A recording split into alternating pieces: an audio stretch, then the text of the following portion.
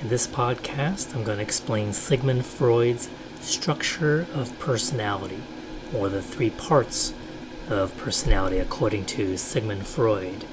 The great Sigmund Freud from Austria. He was a physician, actually. So even though he's one of the most well-known names in the field of psychology, he was not a psychologist, but a medical doctor treating patients. Okay? And I want to focus our attention on the structure of our personalities, where oftentimes you'll find this topic covered in a chapter or a course called Personality Theories. And what is a personality? A personality actually has to do with how we think, feel, and behave. So when you study a chapter or course in personality theories, you're getting the biggest names in the psychology field to help us understand what makes human beings do, think, and feel. Okay? So what it means to be human, basically. So there's a lot of philosophy behind it, whether a personality theorist believes human beings are basically good or basically evil, or, is our personality made up of a dozen traits or so. Okay? So it all depends on the approach a theorist wants to use to understand personality. Okay, so let's talk about what Freud believed in terms of how our personality is structured. And according to Freud, he believed that our mind has different layers of consciousness. And so the very top layer is called the conscious level. And that's when you're awake, like right now, I hope. And you're able to sense things. You can see, feel, touch, and you know how you're thinking and feeling right now. That's your conscious level, or your conscious mind. So if we think about this as an elevator, and you take the elevator going down, then the next level, not too far down, is called the preconscious level. Some textbooks actually may or may not cover this part. They may just cover the conscious and unconscious, but let me talk about this level. This level, for example, means that while you're awake and conscious, there are many, many things, memories, for example, information that you have stored away, how you feel about certain people, okay? And it's not right now in your conscious level. So think of it as the shallow end of the pool, or just one floor down into the first basement level of the mind.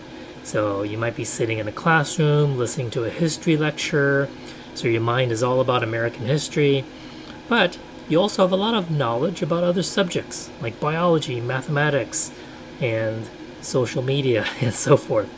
So they're not in your conscious level right now, but if someone were to ask you, say, hey, what'd you think about the biology class yesterday? Then immediately you can answer that and bring it into your conscious level. So a lot of information is stored in our preconscious, right? It's easily accessible, just not on your mind right this second. Okay, so what if I asked you, how do you feel about your parents? So a couple of seconds ago, this idea was not in your conscious mind, but you can easily answer, okay, this is what I think about my parents. That's in your preconscious. Let's get back into the elevator, push the down button, go many, many floors below ground, and this is what Freud called the unconscious mind. Now, a lot of people, I think, see the word unconscious and just assume, oh, somebody's injured on the ground and they passed out. That's what unconscious means to them. And in our everyday lives, we may use the word subconscious instead. But let's use the traditional word here within psychology and call it the unconscious mind. So just kind of get used to it. Now, it doesn't mean the person is unconscious. You could still actually be awake. And the unconscious mind, experiences from the past, including your childhood, may be buried deep down in that lowest level in the elevator. And you do not have easy access to some of those memories. But during your waking life, or sometimes when you're asleep, those things buried deep down, the door opens up and they come out and play themselves out like a Korean drama. Okay? So here's some evidence, at least not necessarily empirical evidence, but evidence that Freud saw in terms of the existence of the unconscious mind. So dreaming. We're not awake. Our conscious mind is taking a break. And when we're in deep sleep, dreaming is a way for all these pushed away feelings and thoughts that are deep down in the basement to act themselves out. Again, like a drama of sorts. So you're unconscious, you're sleeping. Let's think about other types of evidence of the unconscious mind. Have you ever heard of the term Freudian slips of the tongue? During Halloween, that is actually among psychology students a very common Halloween costume, to dress in a slip and then write the word Freud on it, right, as a Freudian slip, like an article of clothing. But actually it means that we have a verbal accident. We say something we did not mean to say. I'm sure we've all done that. But according to Freud, those mistakes are not accidents. Those are what you were really thinking deep down. Okay? So sometimes we may say the wrong name at the wrong moment, or say a word that rhymes with another word and it comes out wrong. And sometimes we have to excuse ourselves and say, oh, I didn't really mean to say that. So for example, maybe there's a classmate that you don't really like and they're bugging you and say, hey, what you reading there? And you say, well, I'm reading about, parts of the moron. Oops, sorry, I mean parts of the neuron, right? So that's a Freudian slip. And you may think, well, that's just a verbal accident of the brain, but according to Freud, those are not accidents. And sometimes it's not just about speaking, but physical behaviors may act that way too. So in our modern life with smartphones, think about how often you would type something and certain words come out that you did not intend to. Not necessarily because of autocorrect, but just because you typed a whole different word than you were thinking. And that word would have been very inappropriate, right? I wonder if Freud would assume that while your fingers were thinking something, that maybe your unconscious mind, some thoughts and feelings slipped through and your fingers just started typing them without your conscious awareness.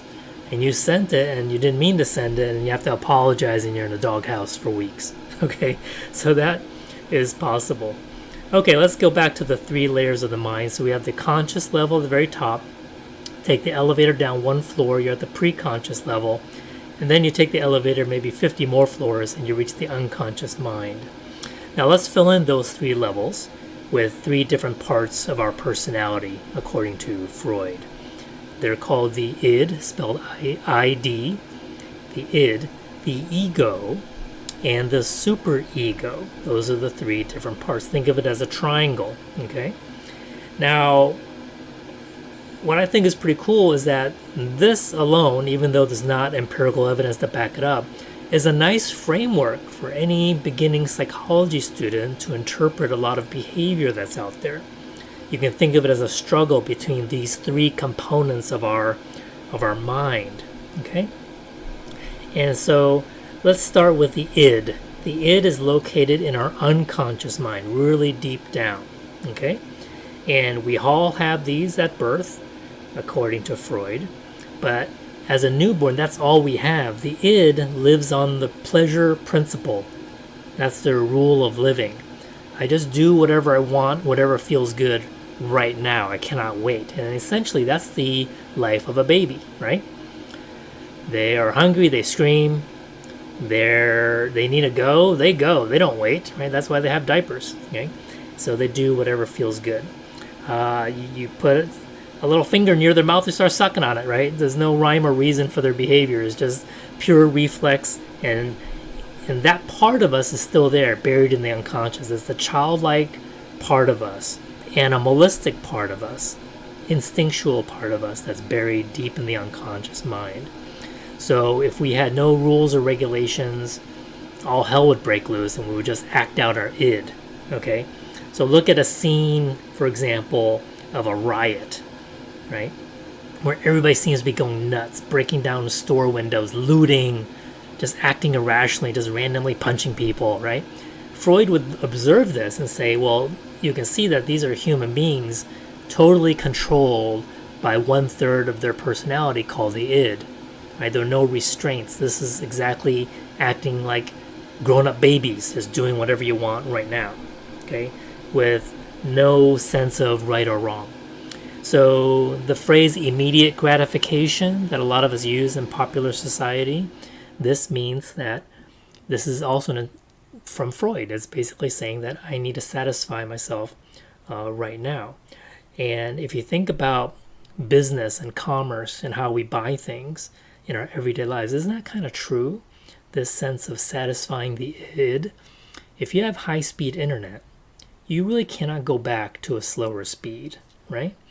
I kind of dread the day we're going to get 5G, this incredible fast internet, to the point where, our 4G phones will seem so inadequate. I can't believe I have to wait 2 seconds for a video to load. Oh my gosh, this is suffering. And that is because these businesses are trying to feed into our id to satisfy us right away. Amazon and other online merchants have such fast delivery, even same-day delivery. How insane is that, right? So even if you're just buying a paper clip, you can get it the same day right away, right? That's to satisfy our immediate gratification. And that immediate gratification is kind of hard to turn off once we have it in our everyday society, okay? All right, so again, infants, babies, that's all they are. They're 100% id, controlled by it. They want to eat, poop, scream, and so forth. Okay? Now let's think about some examples of in our everyday life where the id kind of takes over. Let's say you're in a meeting and normally if you're well under control, even if you're hungry, you sit through that meeting and suffer a little bit, and then when the meeting's over, you run to the vending machine, get a bite to eat, right? Now, what if the id took control? It doesn't matter if you're in the middle of a meeting. It doesn't matter if you're going to get fired from missing the meeting or leaving right in the middle. You would not say, excuse me. You just get up, leave all your stuff there, storm out of the room, right? You would grab a chair, break the vending machine, smash it into bits, grab the M&Ms, tear it apart, right? It would just be this really ugly scene if we were controlled by the id. Right? We just could not wait. I remember when I used to teach in the classroom, and then in the middle of a lecture, someone just gets up and walks out. And I just wonder, okay, maybe they really have to go for whatever reason. Okay? And so whenever we act impulsively, and it could be related to violence, this sort of rage that you hate it when the neighbor is mowing their yard at 7 in the morning and you want to sleep in. And if the id took over, you would just run out there half naked and just jump the person and try to start a fight, right? Basically like a zombie. I love zombies, right? So you just start chewing on their face or whatever. Okay. And so, so this is basically, it's not a happy scene, okay, when the id takes over. Okay, so luckily, for us as human beings, for our society to live civilly, we have a second part of our ego that develops. Freud might say even early on as an infant, as a toddler, we develop the ego. Now, the ego does not live by the pleasure principle. The ego lives by the reality principle, okay? And instead of immediate gratification, it believes in delayed gratification. So you have this rage, the id wants to kill your neighbor, but you don't do it. You have that violent thought, and then you put it to rest and you go about your day. Well, Freud might say that the ego pulled back the rage and kept you in control. Now, a lot of students confuse the ego and the superego, which I'll talk about in a second. The ego is basically a leash that says, well, this is not the right time to kill your neighbor. The ego is not saying that killing is wrong. It's just saying that I'm going to hold back your impulse because this is not the right time to do it. Okay? So what is the center that tells us from right or wrong? Well, think about as a young child, when do we start learning right from wrong? Maybe 5 or 6 years old. So Freud believed that that's when our superego develops. And the superego is our conscience. It's our morality center. Okay? So we have these three components now. The id, the childlike, animal-like, instinctual part of us that wants to do anything right now, whatever feels good, okay? And the ego, which is trying to mediate between the needs of the superego, saying that, no, you can't do that, you're wrong, you'll feel guilty for the rest of your life. So the feeling of guilt comes from our superego, by the way, when you do something wrong. When, let's say, a spouse cheats on their spouse because, the usual excuse, it just happened, right? That's basically saying the id took over. The ego was not able to hold you back. And now the superego is beating you up for it afterwards, right? So those are the three parts that we're trying to balance in our lives to, give in to our urges sometimes, to have fun, to do things that feel good, right? And then at other times, do things that we feel are right. Okay, avoid the things that we feel are wrong. That's the superego side. And in the meantime, the ego is the one above, sort of doing the balancing act of trying to balance everything out. So again, whenever you have this internal self-talk, this voice in your head that judges you when you do something good or do something bad, like right after a test, when you do that little dance, if you did it well, right? Where do you think those words are coming from, right? Those words were recorded by our superego of what our guardian and parents have told us when we were young, right? They said, oh, good job, Jack. I can't believe you actually started walking. Well, okay. When I do something good and I hear myself saying to myself, hey, good job, Jack. I can't believe you fixed the spare tire by yourself. Then that's the superego giving me that praise, okay? And also criticism. So if you get a lot of criticism, if you're a very self-critical person, Freud would say that that's your superego being very dominant, right? That judging yourself in a very harsh way, that you can't do anything right.